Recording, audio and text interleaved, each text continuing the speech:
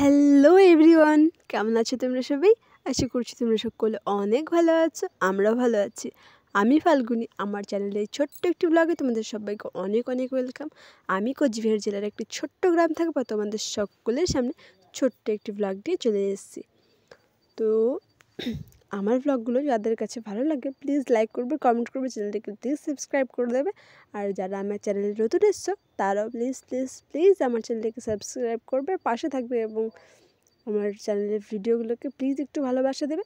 কারণ একটা ব্লগ বানাতে অনেকটা সময়ের প্রয়োজন আর অনেকটা আশা নিয়ে আমি একটা করে ব্লগ বানাই। ভাবি যে ব্লগগুলো হয়তো তোমরা দেখে একটু ভালো লাগবে, একটু সাপোর্ট করবে, একটু আনন্দ পাবে।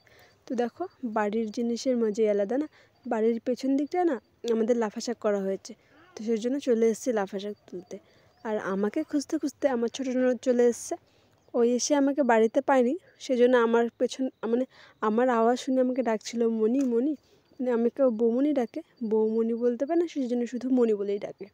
তো আমাকে ওখানে খুঁজে পাইনি জন্য চলে এসছে পেছন দিকে। ওকে নিয়েই এখন বাড়ির দিকে যেতে হবে, কারণ ও এসছে, আমি সেন্টারে গেছিলাম আজকে, সেন্টার থেকে খিচুড়ি নিয়ে এসেছি, ও সেই জন্যই এসছে। এসে বলছে, মণি খিচুড়ি আনছো, খিচুড়ি আনছো, আধা আধা বুলি হয় না, এখন তো ওরা সবে কথা বলতে শিখেছে, সেই জন্য একদম আধা আধা বুলি, মানে 2 বছর হতে চললো কিন্তু কথাগুলো অনেক মিষ্টি ওর। তো ওকে খিচুড়ি দিয়ে পাঠিয়ে দিয়েছি আর আমি লাফা শাকটা ধুয়ে নিয়ে এসেছি।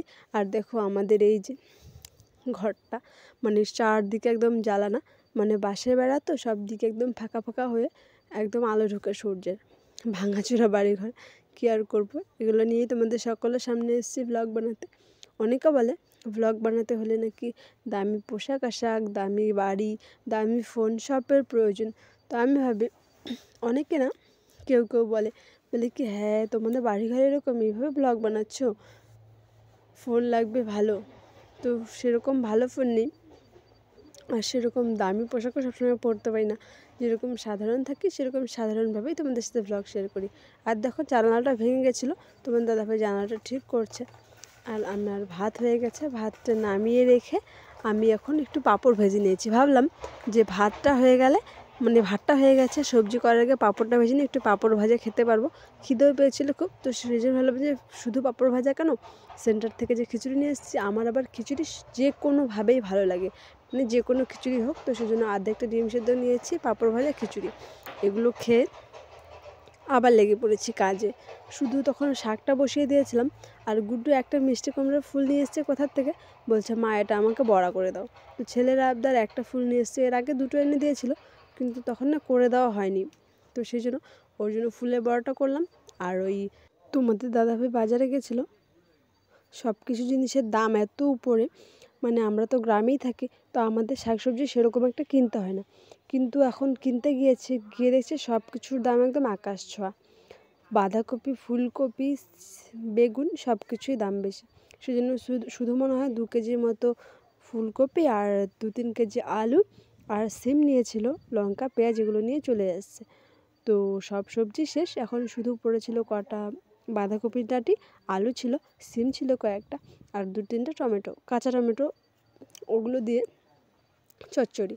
আর জামা কাপড়গুলো মেলে দিয়েছি, মানে এখন রান্নাবান্না হয়ে গেছে প্রায়। আর এইখানে ধানগুলো যে শুকোতে দেওয়া ছিল, ধানগুলো একটু ঘেটে দিলাম। ছেলেকে স্কুলে পাঠিয়ে দিয়ে এই পর্যন্ত কিন্তু কাজে লেগে আছি, কিন্তু আশেপাশের লোকজন বলে যে কী কাজ আছে বাড়িতে, সেই সকালে রান্না করে একটু ছেলেকে স্কুলে পাঠিয়ে দিলে আর কোনো কাজই নেই। আর আমার ছেলে আজকে স্কুলে না খেয়েই চলে গেছিলো। সকাল সকাল ওকে বলেছি কোথাও যেতে না, কিন্তু তবুও চলে গেছিলো ওর কাকাইয়ের সাথে। তো ওখানে গিয়ে আমি ঘরে এসে স্নান টান করে ঘরে এসে দেখছি 10টা বেজে গেছে। তো কী করার, ওকে তাড়াহুড়ো করে এনে, সকালে খেয়েছিল, তাড়াহুড়ো করে এনে ওভাবেই রেডি করে স্কুলে পাঠিয়ে দিয়েছি। রাগের বশেই পাঠিয়ে দিয়েছিলাম, কিন্তু রাগের বশে ছেলেকে না খাইয়ে এভাবে স্কুলে পাঠিয়ে দেওয়া তো ঠিক হয়নি, কিন্তু নাহলে শিক্ষাও হবে না। তো প্রতিদিন ওকে বলি সকালে কোথাও যাবে না, স্কুলের সময় তাড়াহুড়ো লেগে যায়। আর স্কুলে যখন যাওয়ার সময় তাড়াহুড়ো লেগে যায় না, তখন একদম মাথা ঠিক থাকে না, একদিকে রান্না বসিয়ে দিতে হয়, আরেকদিকে তাড়াহুড়ো করেই অন্যদিন খাইয়ে দিই, কিন্তু আজকে ওকে খাইয়ে দিইনি। কারণটা ওই বললাম না, সকালে করে প্রতিদিন চলে যায়। তো সেজন্য বাবাকে বলেছিলাম যে বাবা ওকে টিফিন কিনে দেবে একটু ভারী, তো বাবা ওই জন্য কেক কিনে দিয়েছিলো আর বিস্কিট কিনে দিয়েছে, ওখানে বিস্কিট খেয়ে নিয়েছে। খাওয়ার পরে এখন চলে এসছে বাড়ি। তো বাড়িতে এসে যে ঘুরে বেড়াচ্ছে নিংটু পিংটু হয়ে। আর আমার গলাটা এখনও ঠিক হয়নি, বলেছিলাম তো তোমাদেরকে সর্দি কাশি। আর আজকে আমাদের আবার লাফা শাক করা হয়েছে।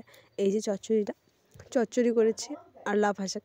তো লাফা শাকটা না বাবা একদম একটু ঝোলঝোলই পছন্দ করে, অনেকে ভাজা খায়, কিন্তু বাবার লাফা শাক মানেই ঝোল, ঝোল ছাড়া হবে না। আর গুড্ডুর দেখো ডিম সেদ্ধ, ওই আলু ভাজি, চাকচাক করে আলু ভাজা পছন্দ করে, ওগুলোও করে দিয়েছি। আর মিষ্টি কুমড়োর বড়া, মানে ওকে খিচুড়িটাই দিলাম। ওকে বললাম বাবা ভাত খাবে না খিচুড়ি, ও বললো খিচুড়িই খাবো, সেই জন্য ওকে খিচুড়িটাই দিলাম। আর লাফা শাকটা যে বললাম, লাফা শাকটা দেখে আজকে আমার এতটাই লোভ লাগছিল, মানে কি করবো, আর একটু লাফা শাক খেয়ে নিয়েছি, জন্য আজকে গলাটা একটু বেশি খারাপ লাগছে। ওই একটা প্রবাদ বাক্য আছে না, লোভে পাপ, পাপের মৃত্যু। তো ওই জন্য লোভ করেছি, খেয়ে নিয়েছি, এখন গলাটা পুরো সমস্যা করছে। তো এই যে দেখো গুড্ডুকেও দিয়েছি বাবার সাথে খেতে, মানে 2জন 3জন 4জন একসাথে বসে খেলে হ্যাবিটটাও ভালো হবে, ওর একা একা খাওয়ার অভ্যাসটা হবে, একদম একা একা খেতে চায় না। তো চলো আজকের মতো টাটা, তোমাদের সবাইকে, আসছি কালকে একটি নতুন ব্লগ নিয়ে।